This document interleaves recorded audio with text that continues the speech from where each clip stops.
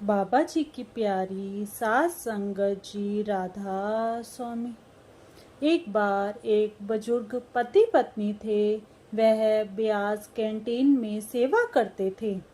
हर भंडारे पर वह ब्यास जाते थे और मन लगाकर सेवा करते थे।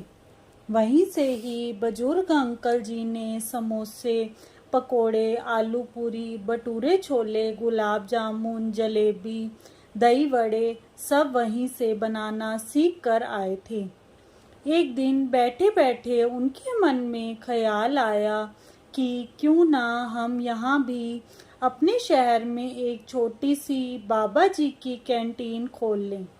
तो उन्होंने अपनी पत्नी से सलाह की। घर में ही बाहर की तरफ एक छोटा सा कमरा था। उसमें ही उन्होंने एक छोटी सी दुकान खोली और उसका नाम रख दिया बाबा जी की कैंटीन, जिसमें सारा सामान ब्यास के ही रेट पर मिलता था। सामान ब्यास के रेट की तरह सस्ता बेचते थे और उनके पास सारा दिन ग्राहकों की लाइनें लगी रहती थी।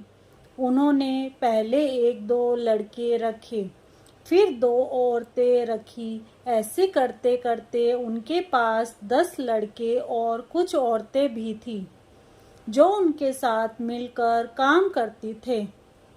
उनका रेट भी बाकी दुकानदारों के रेट से काफ़ी कम है, ताकि गरीब आदमी भी आराम से खा सकता था।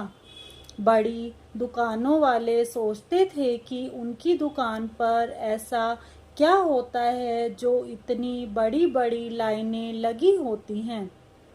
उनकी दुकान पर भी सभी औरतों व लड़के सुबह से शाम तक काम करते थे और उनको दोपहर का लंगर भी वहीं पर ही वह देते थे, ताकि उनको घर आने जाने में समय खराब ना हो।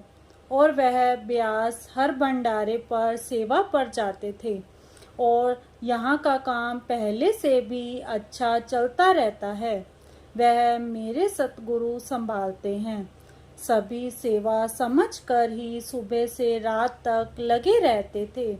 बड़ी दुकान वाले बोलते थे कि हमारी दुकान तो इससे कितनी बड़ी भी है, हमारा सामान भी साफ सुथरा और बढ़िया होता है, लेकिन फिर भी इसकी दुकान पर इतनी लंबी लंबी लाइनें लगी होती हैं। एक दिन उन्होंने सलाह करके मीडिया वालों को वहां बुला लिया और उसको उसी दुकान पर भेज दिया कि जाओ तुम वहां से पता लगाओ कि ऐसा क्या है जो इनकी दुकान पर इतनी लाइन लगी होती है। एक दिन मीडिया वाले उनकी दुकान पर गए और बातों बातों में उसने पूछा, अंकल जी, आज मैं आपका इंटरव्यू लेने आया हूँ। आप क्या क्या बनाते हैं और आपकी दुकान पर इतनी लंबी लंबी लाइनें क्यों लगी होती हैं। तो वह अंकल जी बाबा जी की फोटो की तरफ इशारा करके बोले कि यह तो सब बाबा जी की दया है, इसी की दया से यह सब हो रहा है। हम कुछ नहीं कर सकते, ना करने वाले हैं। जो करते हैं हमारे बाबा जी ही करते हैं। मीडिया वाले बोले, अंकल जी, आपका सामान दूसरी दुकानों से सस्ता क्यों है। अंकल जी ने कहा, जैसे ब्यास में बाबा जी सारा सामान सस्ता बेचते हैं, वैसे ही हमने भी यह कैंटीन बाबा जी के नाम से खोली है। जो रेट ब्यास में होता है, मैं इसी रेट से ही यहाँ पर सामान बेचता हूँ। अब मुझे नहीं पता कि दूसरे दुकान वाले किस रेट में बेचते हैं, मुझे उनसे कोई लेना देना नहीं है। मुझे तो मेरे सतगुरु का हुक्म है, इसलिए मैं यहाँ पर यह सेवा कर रहा हूँ और मैंने सब कुछ बनाना भी अपने सतगुरु के घर से ही सीखा है। पहले तो मैं अनजान था, गंवार था, मुझे तो कुछ भी बनाना करना नहीं आता था। यह सब मालिक की दया है उसी ने मेरे को ब्यास में सब कुछ बनाना सिखाया है। उसी की वजह से मैं आज यहाँ पर यह छोटी सी दुकान खोल कर बैठा हूँ।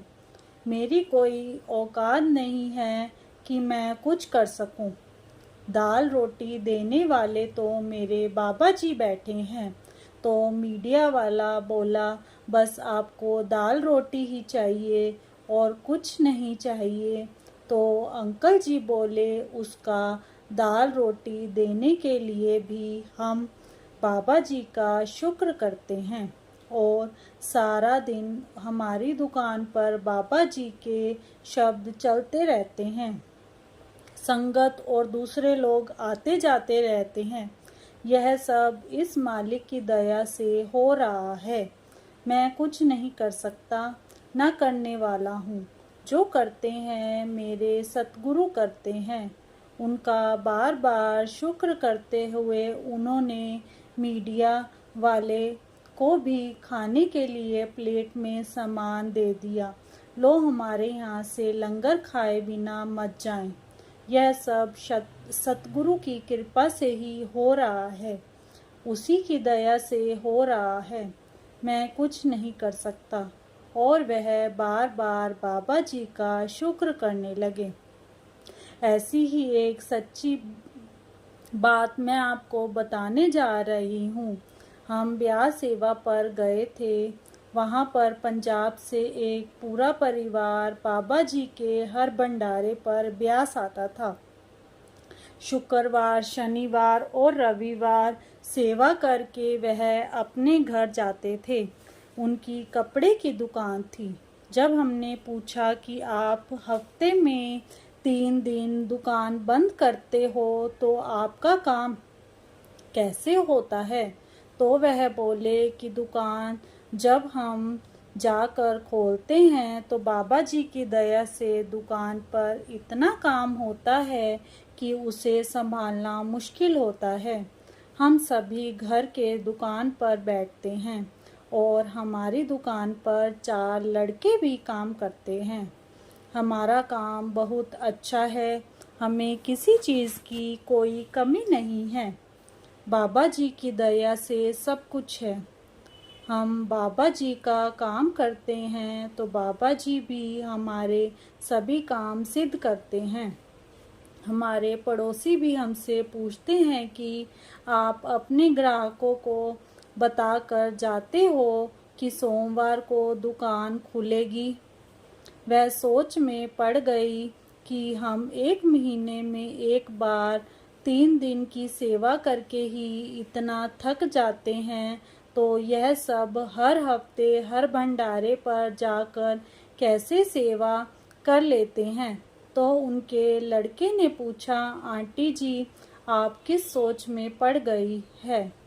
तो मैंने कहा कि हम महीने में एक बार आते हैं और 3 दिन सेवा करके थक जाते हैं। तो वह बोला, आंटी की सेवा तो बाबा जी करते हैं, हमारा तो सिर्फ नाम होता है। बाबा जी उंगली हिलाएं तो पूरा लंगर बन जाए। उनको इतने सेवादारों की क्या ज़रूरत है। लेकिन बाबा जी हमसे सेवा करवा कर हमारे कर्मों का बोझ कुछ कम करना चाहते हैं। उन बच्चों के मुख से ऐसी बातें सुनकर मैं हैरान रह गई। यह सब उस परिवार का बच्चों का बचपन से ही सेवा में लाना और मिलकर सेवा करना, यह बहुत अच्छी बात है। संगत जी, हम अपने मालिक पर पूरा विश्वास रखना चाहिए। उनके हुक्म में रहना चाहिए। बाबा जी ने जो दिया है उसमें खुश रहना चाहिए और किसी भी बात की चिंता नहीं करनी चाहिए, क्योंकि जिसने हमारा हाथ पकड़ा है वह हर समय हमारे साथ है। इसीलिए उसे अपने अंग संग समझकर सेवा में लगे रहना चाहिए। सत्संग घर में भी जाकर रोज सेवा करनी चाहिए, क्योंकि सत्संग घरों में सफाई की बहुत सेवा होती है। बाबा जी को सफाई बहुत पसंद है। एक बार बाबा जी किसी सेंटर में गए, वहाँ पर पत्ते गिरे हुए थे। तो बाबा जी ने कार से उतरते ही उन पत्तों को उठाना शुरू कर दिया, जिसे देखकर सबको बहुत शर्म आई। इसलिए जब भी बाबा जी किसी भी सेंटर में आए तो वह सेंटर साफ सुथरा होना चाहिए। यह सब आपके सहयोग से ही होगा। आप सब मस्त रहें, स्वस्थ रहें और सेवा में लगे रहें और बाबा जी का शुक्र करते हुए अपना जीवन बिताएं। शुक्र मालिका, शुक्र दात्या, आपका बार बार शुक्र। फिर मिलते हैं एक नई साखी के साथ। राधा स्वामी जी।